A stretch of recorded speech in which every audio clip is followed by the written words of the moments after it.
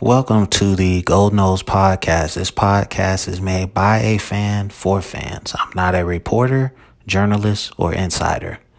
Today is December 11th, 2019. This is episode number 11. Will FSU football ever evolve? That's the question of the day. And I got a few other things that I want to get into. And let's go ahead and get started. So will FSU football ever evolve? We're going to find out in the next 8-9 months. I mean, we got a long way to go to become a modern football program. I think Mike Norvell is the guy to do it. He's young enough.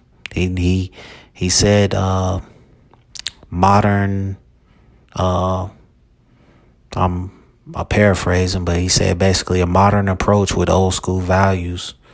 So I just got some things that I believe that is probably gonna make this guy a winner. First, I want to start off with something a little different. Kaitlyn Leborne. And I usually do like this kind of stuff like in the middle, but I just decided to move it up on this episode. Kaitlyn Leborne, very talented player.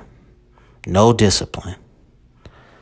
Might he fall into the all hype, no substance category? It is definitely trending that way. He has power. He can catch the ball. He has juke moves, agility. He needs to focus. He's obviously been in the weight room because he's shredded. But you get sent home and you're not allowed to participate in the Florida game, and they probably needed you a lot for that game. I mean, I think you could have helped. I think you're a talented enough player to make a difference. So I just need you to get your head on straight and be a leader, because you're just as talented as Cam Akers, but he just doesn't do the stupid stuff that you do. So I'm hoping that you can get your act together and, be one of the all-time greats to ever come through Florida State. Mike Norvell has 1 week to put together a respectable recruiting class. Unlike Willie Taggart, he had a winning record and a conference championship. This will go over well with recruits, I hope. It's one thing to go in a recruit's living room and you got a losing record and you ain't really won anything. It's another thing when you have a winning record, you have a conference championship, you've been consistent at a program for 4 years, and I think he's going to put something together, man. I really think he does. He has won me over. I even had an episode, No Norvell, Florida State. So I was kind of biased, I guess. Keys to success for a head coach in Power 5 football. Number 1, recruit. You have to get talent. I mean, in any team sport, you're only as good as the players that are on the floor or on the court or on the field. You can have all the X's and O's. You can have all the answers. But if your players stink, it ain't going to make a hill of beans, man. Game management. Game management. When to use a timeout. When to go for a first down. Personnel usage. When to punt. When to go for a 2-point conversion. Knowing all your personnel groupings. Making sure that you have 11 men on the field at all times. These are the things that a head coach is supposed to do. Number 3, hire great coordinators. If you hire great coordinators, they lighten the load so you can recruit and focus on all aspects of the team. I don't want Mike Norvell to just be a guy that just focuses on offense. I want him to have his hand all over this team and, be a disciplinarian. We need a hard-nosed guy is what we need. And, once we start having some success, you can ease up a little bit. But right now, this team, they don't need a coach to come in here and be their friend, man. We need somebody that's going to come in and make these guys work and bring this thing back to where it used to be. Let's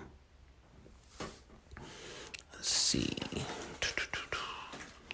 Kendall Briles, first year as the offensive coordinator at Florida State. He improved the offense, and he has a great offensive mind. I could see him at Appalachian State or Florida Atlantic. I wish him and Norvell could have coexisted, but they're both young guys, and, egos might get in the way. Again, the question of the day was, can FSU evolve as a football program? Maybe if they embrace the culture and landscape of today's college football. Boosters need to boost. I'm going to keep calling out the boosters until they, fork over the cash, man. It's time. It's past time. You should have been doing this 4 years ago, 5 years ago. With those combined efforts, we can get back to the glory days of Florida State.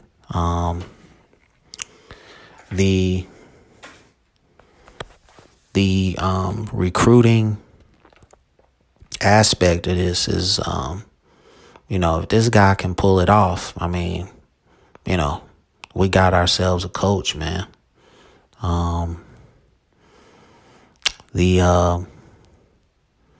I don't think we've hired a defensive coordinator yet.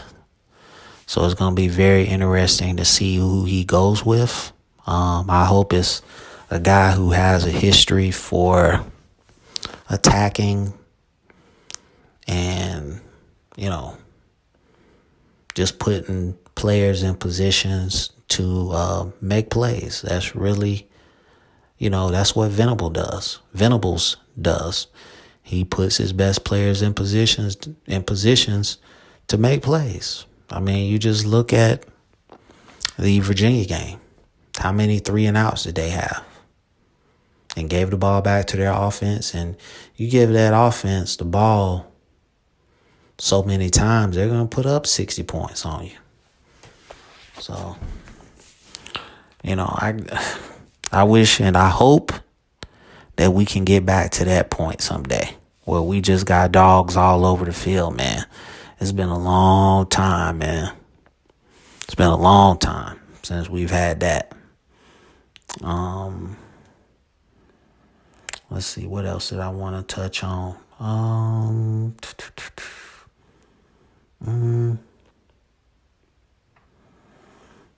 If Terry, Wilson, and Akers go pro, that's going to leave a huge void for us to fill. I don't know who can step in and compensate for that production and that leadership in the locker room and on the team. But it's going to be imperative that we try to find that. None of those three guys, as I stated before, are going to be like all-time greats, but it was just potential and talent that wasn't used to its full capacity just because of the offensive line. If we had better offensive line talent, I think you would definitely speak of Terry and Akers as one of the all-time greats, respectively. And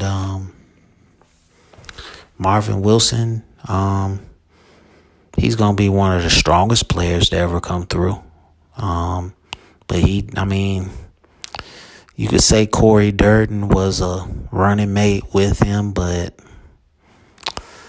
Corey Durden didn't really make a lot of big plays. He was a solid defensive tackle, but switching to that 3-4 that Willie Taggart did, I just didn't understand that.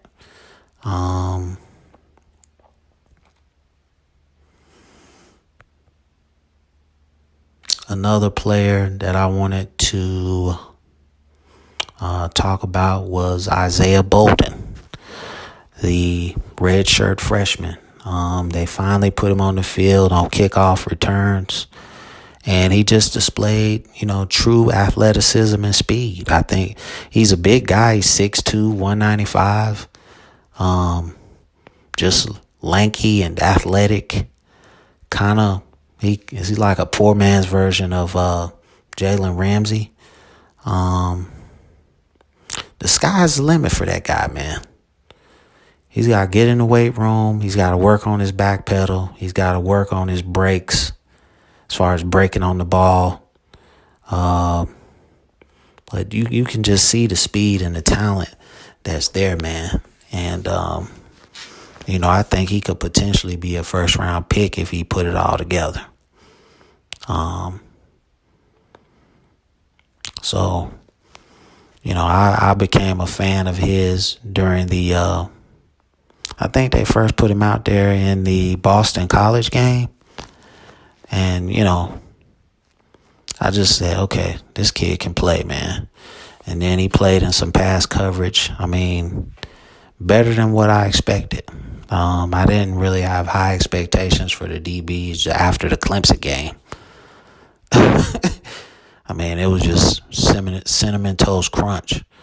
So we'll see where his career goes. I seen some stuff where Mike Norvell was on the recruiting trail. He visited a tackle. I want to say his last name is Herring. That guy needs to hit the weight room ASAP. He needs to hit the weight room ASAP. I haven't really watched any film on him. And hopefully we can bring those two defensive ends back into the fold, because we really do need those guys. Maybe Mike Norvell can flip some of the Memphis commits and help us out with that. I don't know. But he still got to fill out his staff also. I don't know if he's going to be the quarterback's coach. We got a offensive coordinator. We need an offensive line coach, wide receivers coach, tight ends coach, running backs coach. We got our D-line coach, Odell. We need a linebacker, DB, and special teams coach. And I would say you're going to have to get some off-the-field analysts to break down film and do all those kind of things, because all the big boy programs are doing it, man.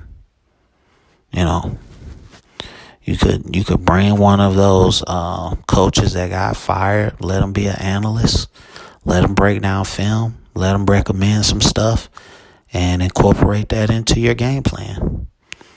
This is a part of the evolving process that Florida State needs to go through. This is big boy football now. Okay, you're saying that, okay, we're committed now. So it's just time to do what needs to be done. And again, I say it on every episode, build that football only facility. We need that to get the top guys. Just saying, here's Florida State, that doesn't work no more. So, I think Mike Norvell knows that. I think he's going to be successful.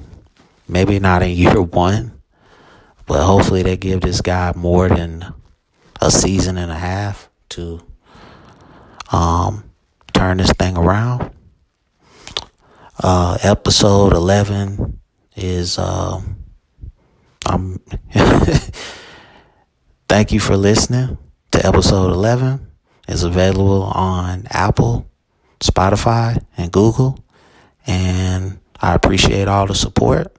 And I will see you on the next episode.